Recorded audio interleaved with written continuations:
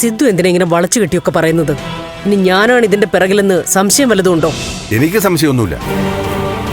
പക്ഷേ താനിങ്ങനെ പറയുന്ന കേൾക്കുമ്പോ ഇനി തന്റെ കൈ ഉണ്ടോന്ന് സ്വാഭാവികമായിട്ട് സംശയിച്ചു പോവും. ആ സംശയിക്കും. ഏത് കാര്യത്തിലും എന്നെ പ്രതിസ്ഥാനത്ത് നിർത്താനല്ലേ സിദ്ധുവിന്റെ ഇഷ്ടം.